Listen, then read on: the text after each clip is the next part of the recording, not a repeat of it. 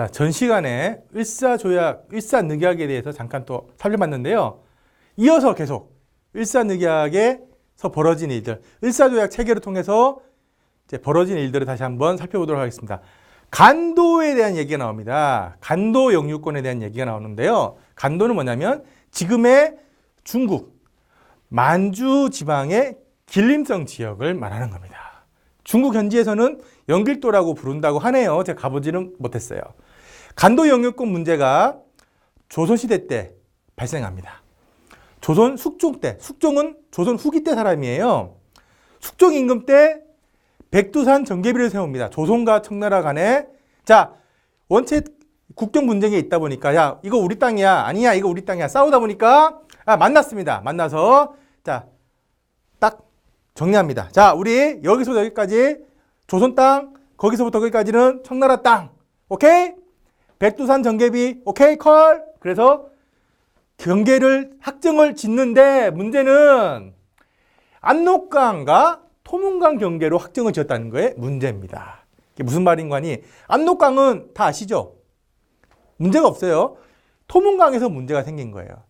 왜 문제가 생겼느냐? 토문강의 위치를 두고 이견이 생기는 겁니다. 청나라 입장에서는 토문강을 두만강이라고 생각했어요. 두만강이다. 근데 조선 입장에서는 토문강이 두만강이 아닌 송화강 일대라고 생각한 겁니다. 서로 간에 좀 생각의 차이가 있었던 거예요. 자, 백두산 정계비를 통해서 확정을 지었는데 시간이 지나다 보니까 점점 유리한 방향으로 생각하는 겁니다. 어디서? 청나라에서. 뭐 때문에? 영토 욕심 때문에. 그러다 보니까 청나라가 힘이 있어요. 조선이 힘이 있어요. 청나라가 힘이 있잖아. 그러니까 우기는 거죠. 자, 간도는 너네 땅 아니야. 우리 땅이야. 그러니까 지방간 공무원을 파견하고 군대도 파견합니다. 하지만 조선이라고 가만히 있을 수 있나요? 아니다. 무슨 말이냐. 백두산 정계비로 결정되지 않았느냐. 하지만 청나라에서는 아니다. 우리 땅이다. 라고 얘기를 합니다. 참 안타깝죠. 지금처럼 뭐 백두산 정계비에 GPS를 딱 좌표를 딱 표시를 하면 얼마나 좋겠어요. 자, 뭐 북위 몇 도부터 어디까지? 자, 조선 땅, 그 윗부분은 뭐 청나라 땅. 하지만 그게 아니다 보니까 이런 문제가 생기는 건데요. 사실 재밌는 게 청나라 이전에 무슨 나라가 있었죠? 명나라가 있었습니다. 토문강은 청나라에서 말하는 토문강과 명나라에서 말하는 토문강이 달랐어요. 이름 같은데 전혀 달랐어요. 백두산 정계비에서 말했던 토문강은 사실 명나라에서 말했던 토문강, 즉 송화강 유역이라고 생각을 할 수 있는데 얘네들이 청나라 애들이 시간이 지나면서 점점점 아니다 자기 체면을 건 것 같아. 아니다, 토문강은 송화강이 아닌 두만강이다. 그러다 보니까 실제로 두만강이 돼버린 거예요. 그래서 간도 문제가 발생이 된 건데 치고받고 싸울 정도는 아니지만 항상 신경전이 벌어지고 있었습니다. 그런데 문제가 발생했죠. 뭐다? 을사늑약이 터진 겁니다. 을사늑약이 체결이 된 거예요. 그게 뭘 뺏겼다 그랬죠? 외교권을 뺏기다 보니까 더 이상 조선은 어때? 청나라한테 간도는 우리 땅이라고 얘기할 수 없는 거야. 왜? 외교권이 일본한테 있기 때문에. 그런데 일본이 과연 우리나라를 이쁘게 생각해서 간도를 조선 땅이라고 얘기해 줬을까? 아니지요. 일본이 절대 그럴 리가 없지요. 그럴 거면 아예 을사늑약 같은 거 체결 안 했어요. 간도 협약을 체결합니다. 일본이 나서서.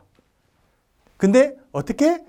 청나라한테 그냥 간도를 줘버려요. 했다. 가져가. 자, 쿨하게 줄게.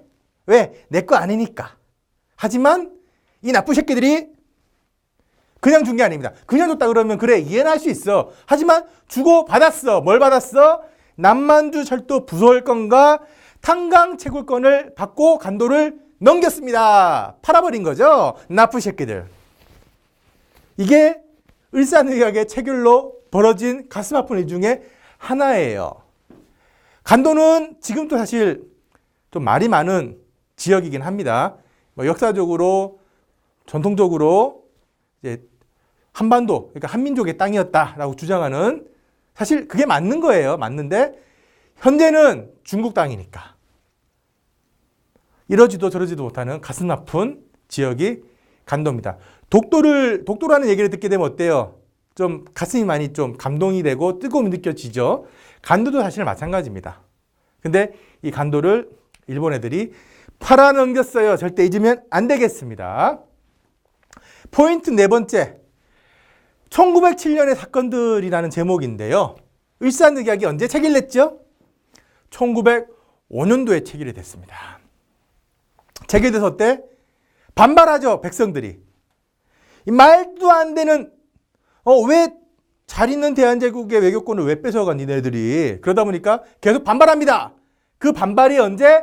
1907년도에 이제 터진 거죠. 붐을 이룬 거예요. 저항운동이라고 볼 수 있습니다. 그래? 니네들이 외교권을 뺏었어? 그래? 그럼 우리는 우리 방식대로 저항할게. 그게 1907년의 사건들인데, 가장 첫 번째 사건이, 첫 번째 사건 아니고, 첫 번째로 중요하게 보셔야 될 게, 신민회. 자, 많은 학생들이 혼동해요.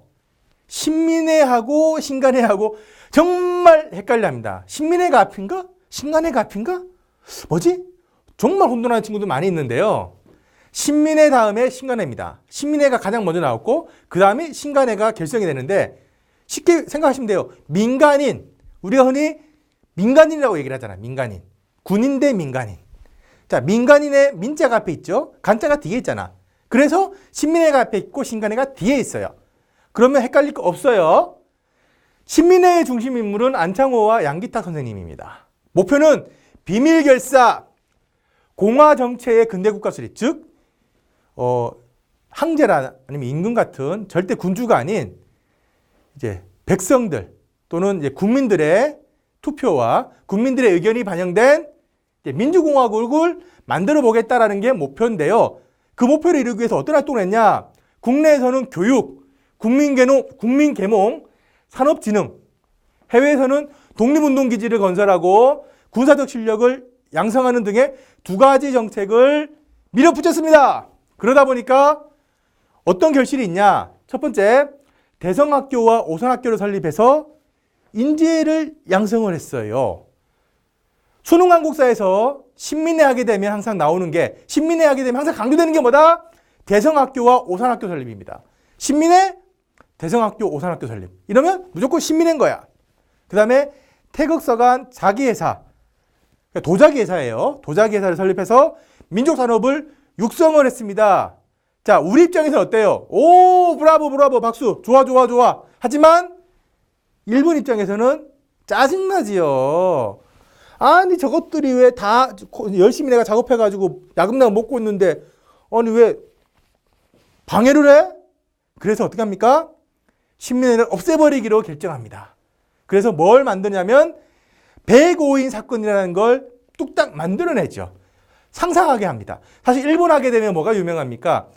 상상력이 풍부한 애니메이션이 정말 유명하죠. 저도 이제 일본 애니메이션을 많이 보게 되는데 극장판도 많이 보게 되고 그다음에 애니메이션도 많이 보게 되는데 일단 일본은 싫어도 애니메이션을 보게 되면 빠져들어요. 왜? 무한한 상상력, 그다음에 강활한 세계관, 예컨대 진격의 거인 극장판을 보시게 되면 어떻습니까? 그 안에 담겨있는 세계관이 정말 감탄할 정도로 커요. 상상 불가. 대단한 상상력의 민족이죠. 그 상상력이 105인 사건에 투영이 되는 겁니다. 단순한 모금 활동에 불과한 사건을 데라우치 총독의 암살 미수 사건으로 대박 조작을 해요. 어떻게? 아주 정교하게. 아까 말씀드렸죠. 일본 애니메이션 어때요? 정교하잖아. 그때의 DNA가 사실 여기서 나오는 거예요. 제가 봤을 때. 조작의 힘은 일본으로 따라갈 수가 없어요. 그 DNA가 지금 일본 애니메이션을 세계 최고로 만든 하나의 원동력이 아닐까라는 개인적인 생각을 해봅니다. 그래서 105인 사건으로 신민회는 와해가 돼버립니다. 아쉽죠? 일본이 와해를 시키고 어떻게든 방해 공작을 해서 실패하게 하려는 것들은 역으로 보게 되면 우리한테는 좋은 거예요. 우리한테는 좋은 거니까 일본한테는 나쁜 거야. 그래서 길을 쓰고 방해를 하는 겁니다. 신민회, 다시 한번 정리하면 비밀결사 형태다. 그리고 민주국가 수립을 목표로 했다. 그리고 대성학교와 오산학교를 설립해서 인재를 양성했고 민족 산업을 육성했고 안창호 선생, 양기탁 선생님이 중심인물이었다. 그리고 백오인 사건으로 와해되었다 정도만 알고 계시면 어렵지 않게 문제를 푸실 수 있습니다. 어떻게 보면 좀 씁쓸한 사건이긴 해요. 자, 두 번째. 앞에서 뭐라 그랬어요? 고종 황제가 을사늑약의 체결을 무효다라고 얘기를 했습니다. 왜? 내가 사인한 적이 없어. 자, 을사늑약은 대한제국과 일본국 간에 맺어진 협정이잖아요. 쉽게 얘기하면 강요에 의해서 맺어진 협정인데 협정이 효력을 발휘하려면 고종 황제가 직접 사인을 해야 될 거 아니야. 대통령이 사인을 해야 될 거 아니야. 근데 본인은 사인한 적이 없어. 사인을 안 했단 말이야. 근데 체결이 됐어. 열받아 안 받아? 받잖아요. 그래서 나 진짜 답답해. 나의 억울함을 좀 들어줬으면 좋겠어. 그래서 네덜란드 헤이그에 3명의 특사를 파견합니다. 네덜란드 헤이그에서 무슨 일이 벌어지고 있었냐면 만국평화회의가 열리고 있었거든요. 이름 되게 좋죠. 만국평화회의. 전 세계 국가들이 평화를 논의하기 위해서 회의를 한다. 이상적이지만 사실 어때요? 힘 있는 자들의 회의인 거예요. 거기 갔습니다. 특사 3명이 가서 얘기를 합니다. 을사늑약 부당하다. 그리고 일본은 침략을 좋아한다. 그러니까 제발 대한제국을 도와주세요. 그 목적으로 가서 활동을 합니다. 하지만 역시나 일본 플러스 영국의 방해로 실패합니다. 앞에서 잠깐 설명했던 거 기억나나요? 대한매일신보의 발행인이 누구? 영국인 베델. 왜 영국인 베델을 발행으로 내세웠다고 했죠? 일본과 영국은 친했어. 친하다 보니까 영국인이 발행인이면 그 영국인이 발행인 신문에 대해서 이래라 저래라 간섭을 못해. 왜? 일본과 영국 등의 방해로 실패할 정도로 밀월관계였기 때문에, 친했기 때문에. 그래서 뭐라고 얘기할 수가 없었어. 그렇기 때문에 어때? 일본 애들이 계속 짜증내고 계속 어떻게든 없애려고 노력했던 신문이 대한매일신보다라고 말씀드렸어요. 일본과 영국 정말 친했습니다. 그러다 보니까 헤이그 특사 사건에서도 이제 이 둘의 공조가 빚을 발휘한 거죠. 쉽게 얘기하면 한 상의 콤보. 우리한테는 한 장의 콤보. 우리를 한장하게 만들었던 콤보라고 생각할 수 있습니다. 만국회의 특사가 3명인데요. 이상설 열사, 이준 열사, 이휘종 열사 3명이 있는데 제가 빨간색으로 이준 열사를 강조했습니다. 왜 강조했냐면 이준 열사가 네덜란드 헤이그에서 돌아가셨어요. 근데 이상하게 오보가 났습니다. 이상하게 잘못 알고 계신 분들이 많이 있어요. 이준 열사가 만국평화회의에서 분기를 누그러뜨리지 못하고 그러니까 예컨대 우리가 힘이 없어서 이런 치욕을 겪어야 되느냐. 그래서 할복했다. 분기를 이기지 못하고 할복했다라는 뭐 그런 오해가 있는데 사실 그건 오해고요. 이제 병사하셨습니다. 네덜란드 헤이그에서 이제 지병으로 돌아가셨어요. 물론 그 원인 중에 하나가 이제 그런 울분이라든지 이런 부분들이 있었겠죠. 하지만 절대 할복한 거 아닙니다. 순국하신 거예요, 순국. 괜히 이제 얘기 만들어가지고 나라를 위해서 목숨을 버렸다. 이건 잘못된 거니까 오해하지 않도록 하시고요. 헤이그 특사를 파견하다 보니까 일본 입장에서는 어때요? 열받지요. 쭈구리 외교권도 없는데 니들이 와가지고 우리 일본, 대일본 제국의 체면을 깎아먹어? 그래, 좋아. 복수하겠어. 그래서 고종을 강제로 쫓아냅니다. 야! 너 나가. 너 필요 없어. 그래서 순종 황제를, 그러니까 순종을 즉위시킵니다. 일본이. 왜? 일본이 실권을 가지고 있었으니까. 그러다 보니까 어때요? 고종 황제가 어떻게 보면 우리의 대통령이, 우리의 지도자가 일본한테 강제로 쫓겨났어. 열받지요. 열받아서 뭐가 일어납니까? 의병들이 일어납니다. 그게 무슨 의병? 정미의병이 일어나요. 의병이라 그러니까 어떤 학생들은 임진왜란 당시에 의병이라고 생각하는 경우도 있어. 아니에요. 정미의병은 고종 황제의 퇴위가 원인이 돼가지고 발생한 의병입니다. 고종 황제가 퇴위도 되지만 그리고 대한제국의 제국군 군사력이죠. 대한제국군도 같이 해산이 돼버리게 돼요. 왜? 그 당시에 대한제국군이 한 11,000명 정도라고 보통 얘기를 합니다. 10,000명 정도의 군사력이 있었는데요. 사실 보잘것 없죠. 일본 입장에서는 보잘것 없죠. 왜? 고작 10,000명인데 탱크도 없고 해군도 없고 배 2척이 있고 이게 단데. 하지만 그래도 있으면 어떻습니까? 눈에 가시잖아요. 그래도 10,000명하고 싸우려고 그러면 그래도 시간도 걸리고 짜증나고 돈 들고 그러다 보니까 애시당초 뭐다? 얘들을 없애버리는 게 나중을 위해서도 좋은 거지. 왜? 얘들을 가지고 있어봐야, 대한제국군을 가지고 있어봐야 나중에 오히려 본인들한테 득보다는 실이 많을 거기 때문에 대한제국은 또 해산을 해버리게 됩니다. 그러다 보니까 정미의병에 대한제국군 출신들도 합세를 하게 됩니다. 그러다 보니까 역으로 어때? 의병의 전투력이 급상승하게 되죠. 그래서 어떤 일을 벌이게 되느냐? 서울 진공작전을 벌이게 됩니다.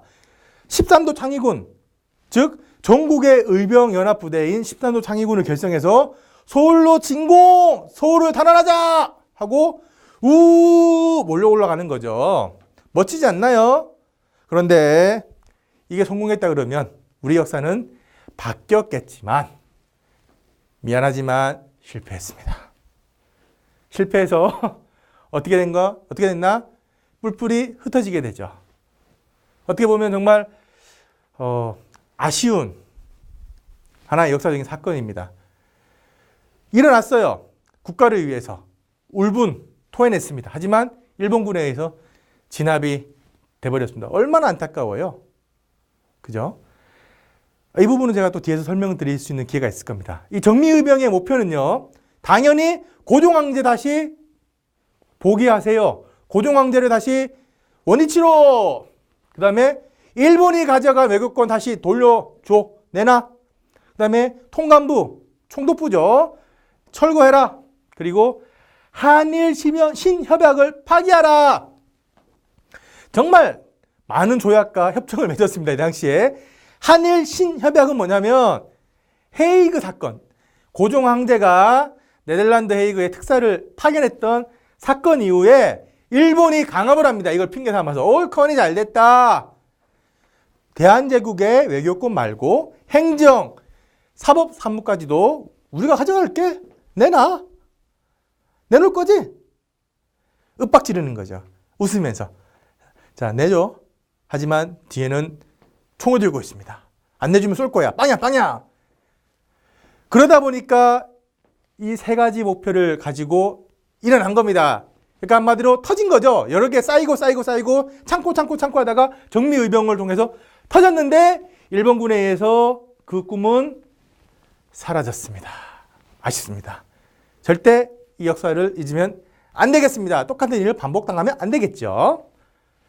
자, 포인트 5번째는 일제강점기 이해하기입니다.